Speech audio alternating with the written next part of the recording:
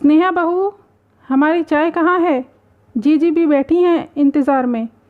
सासू माँ चिढ़ते हुए बोली। भाभी, मेरा सूट प्रेस नहीं किया आपने?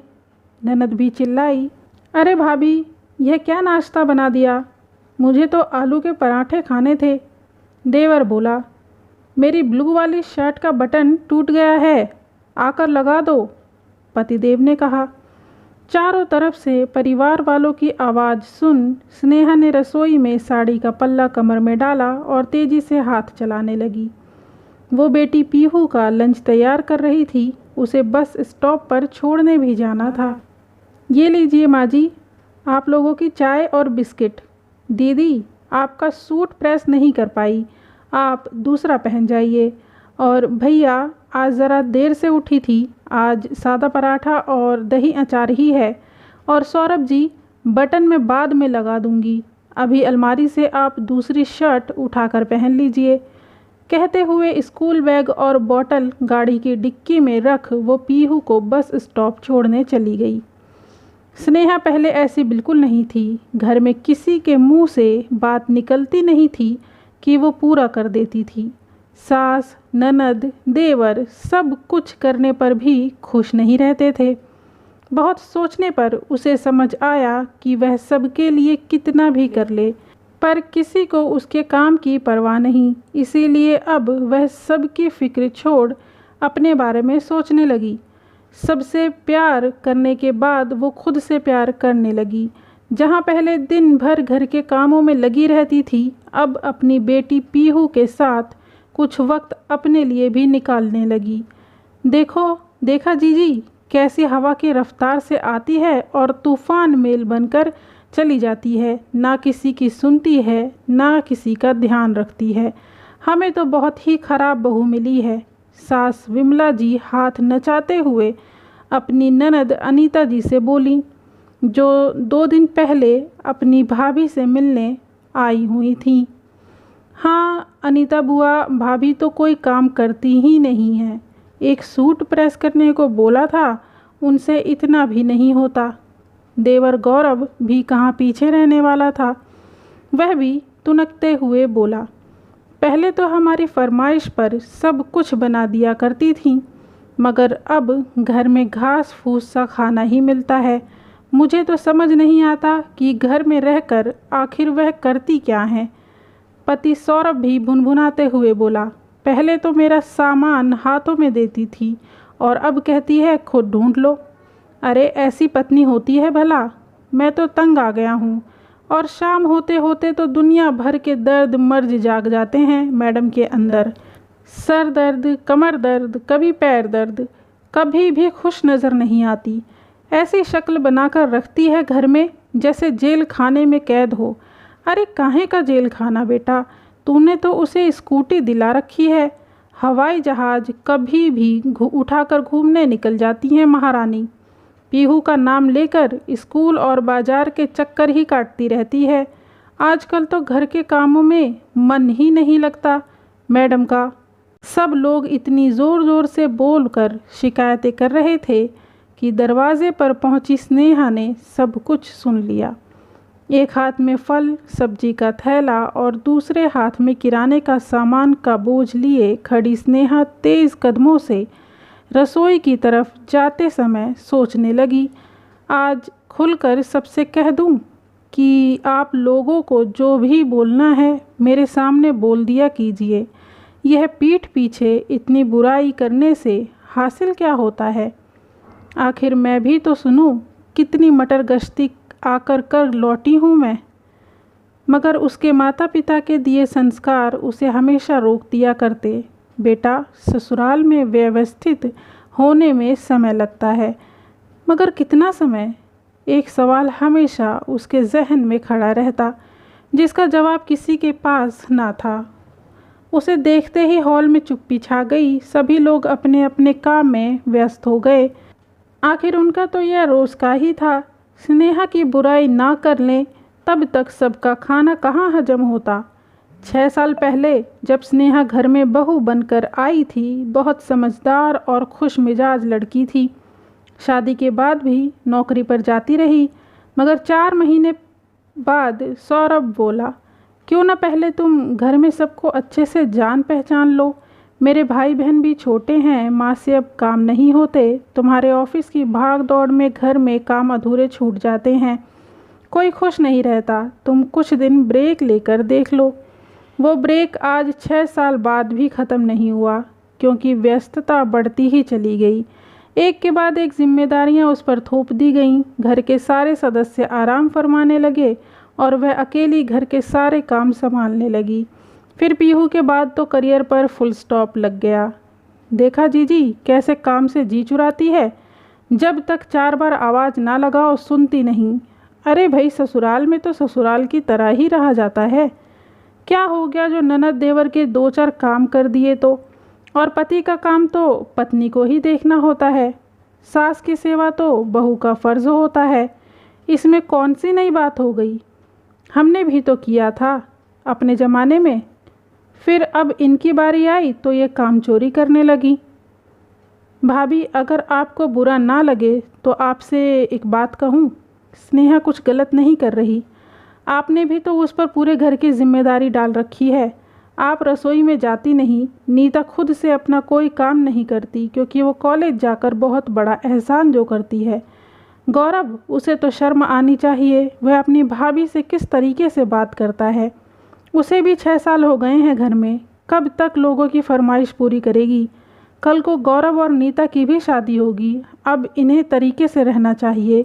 अपनी भाभी का थोड़ा हाथ बताना चाहिए, ना कि सबके बीच अपनी भाभी की बुराई करनी चाहिए। और एक बात, आज जो यह अपनी भाभी के बारे में ऐसा बोल रहे हैं, कल को जब इनकी बारी आएगी तो ऐसे गुल खिलाएंगे जिसका आपको अंदाज़ा भी नहीं है। रहने दो जीजी, मेरे 2 बच्चे बहुत सीधे हैं। गौरव तो मेरा आज्ञाकारी बेटा है। उसकी बहू आएगी तो मेरी बहुत सेवा करेगी, मुझे पूरा यकीन है। और नीता, उसे जो मैंने संस्कार दिए हैं ना, उसी से वो ससुराल को स्वर्ग बना देगी। विमला जी बोली। अपनी भाभी की बात सुन अनीता जी समझ गईं कि ऐसे मतलबी लोग किसी की परेशानियां आसानी से नहीं समझते। इन्हें उदाहरण देकर ही समझाना पड़ेगा।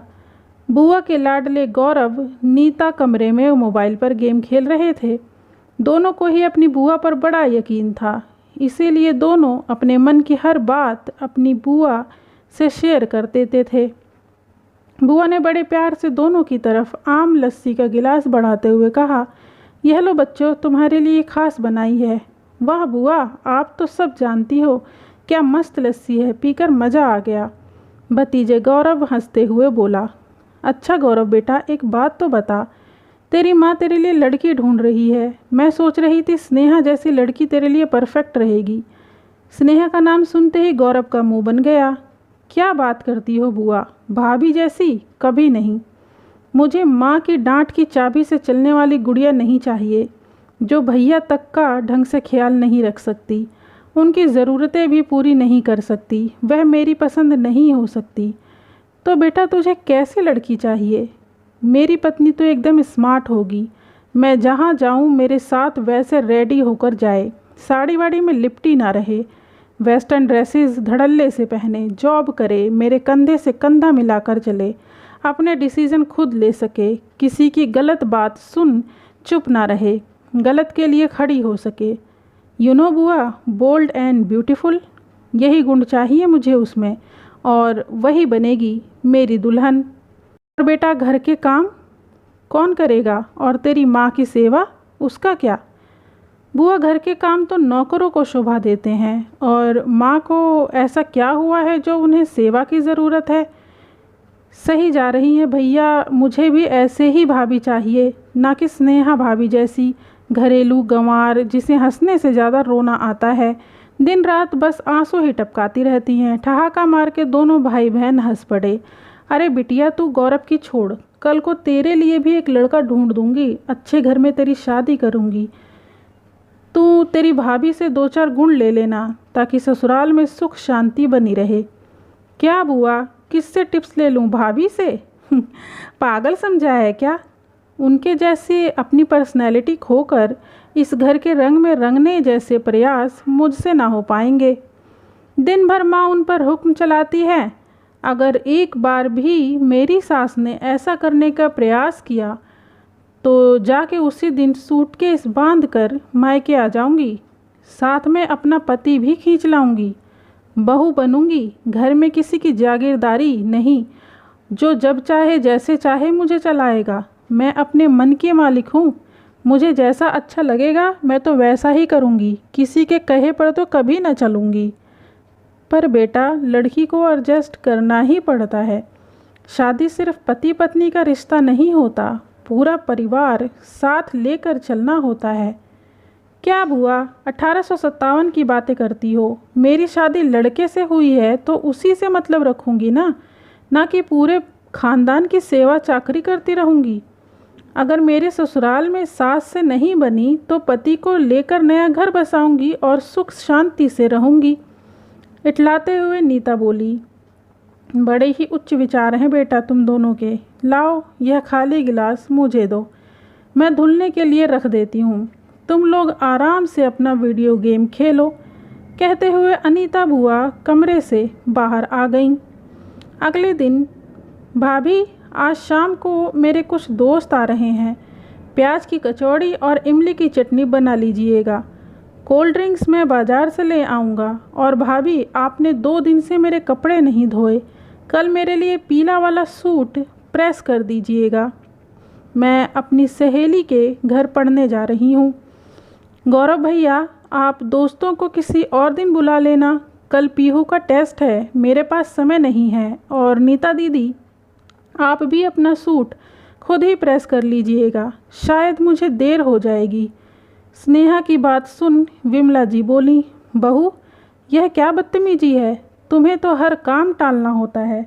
गौरव के दोस्त आ रहे हैं, कुछ अच्छा तो बनाना ही पड़ेगा। नीता तुम्हारी ननद है, उसका थोड़ा काम कर दोगी तो घिस नहीं जाओगी। पास में बैठा सौरभ भी बोला, ऐसा भी क्या काम है, बच्चे बोल रहे हैं कर दो। अपने पति की बात सुन स्नेहा बेबस सी खड़ी ही थी कि अनीता बुआ बोली, तुम सब लोगों को शर्म नहीं आती, अपना सारा काम स्नेहा पर थोप देते हो। अरे उसे अपना और अपने बच्चे का भी तो ख्याल रखना है, क्या वह सारा दिन तुम लोगों की गुलामी करती रहे। और सौरभ, तुमने क्या बच्चे बच्चे लगा रखा है, तेरे भाई बहन छोटे बच्चे नहीं हैं, बड़े हो गए हैं, अब उन्हें अपनी जिम्मेदारी स्वयं उठानी चाहिए। तब सौरभ बोला, बुआ जी, घर की बहू जो भी काम करती है वो गुलामी नहीं होती, आखिर ये घर उसका भी है, काम तो करना ही पड़ेगा। बेटा सौरभ, कहीं ना कहीं स्नेहा की ऐसी हालत की जिम्मेदार तुम ही हो। तुमने कभी उसे इज्जत दी ही नहीं, इसीलिए घर वाले भी उसकी कद्र नहीं करते। वैसे भी ससुराल में पति से ही पत्नी की कद्र होती है, पति अगर कद्र करता है तो ये कभी ना होता। अच्छा चलो, आज मैं तुम्हारा एक वहम मिटाती हूँ, जो तुम अपनी पत्नी से इतना एक्सपेक्ट करते हो मगर कभी अपने भाई बहन और माँ को गलत नहीं समझते। लो सुनो। बुआ जी फ़ोन में की हुई रिकॉर्डिंग चालू कर देती हैं। उनके गौरव और नीता के बीच हुई सारी बातें सबके सामने आ जाती हैं। फ़ोन की रिकॉर्डिंग सुनकर गौरव और नीता के होश उड़ गए, दोनों एक दूसरे का मुंह देख ही रहे थे। अनीता जी बोली, भाभी, आपने अपनी एक बहू से इतनी उम्मीदें लगा रखी हैं कि वह पूरे घर को अपने कंधों पर उठा ले, मगर आप जानती हैं आपका छोटा बेटा और आपकी बेटी कितने उच्च विचार रखते हैं। गौरव बहू लाएगा तो सिर्फ अपने लिए, नीता की ससुराल में पटेगी तो रहेगी वरना अलग हो जाएगी। अब ज़रा सोचो कौन अच्छा है और कौन बुरा। जो यह तुम्हारी स्नेहा बहू 6 साल से तुम लोगों को सहन कर रही है, यह बताओ कि गलत कौन है, तुम या ये। किसी के पास बोलने को कुछ नहीं था। तब सौरभ को अपनी गलती का एहसास हुआ और वह बोला, मैं ही तुम्हारा गुनहगार हूँ। जब पति होकर मैं तुम्हें मान सम्मान नहीं दिया तो फिर मेरे छोटे भाई बहन कैसे देते। जिन लोगों के लिए मैंने तुम्हारी खुशियाँ और नौकरी दांव पर लगा दी, आज वह तुम्हें सिर्फ एक काम वाली समझकर काम निकालते हैं, तुम पर हुक्म चलाते हैं, जिसमें मेरी पूरी शय रहती है। मुझे बड़ा होने के नाते इन दोनों को समझाना चाहिए था कि भाभी समय पर तुम्हारा सहयोग देने के लिए है, सारा समय तुम्हारी गुलामी करने के लिए नहीं। अब से गौरव और नीता अपना सारा काम खुद करेंगे, साथ में तुम्हारा हाथ बाजार के कामों में भी बटाएंगे, क्योंकि जल्दी ही तुम अपनी नौकरी दोबारा शुरू करोगी। पीहू को देखने की जिम्मेदारी मेरी और माँ की होगी। स्नेहा अनीता बुआ को मन ही मन में आभार प्रकट करती है। दोस्तों, ये प्यारी सी सीख देती कहानी आपको कैसी लगी कमेंट में ज़रूर बताएं। वीडियो को लाइक कर दें, चैनल को सब्सक्राइब करना ना भूलें और वीडियो को पूरा देखने के लिए धन्यवाद।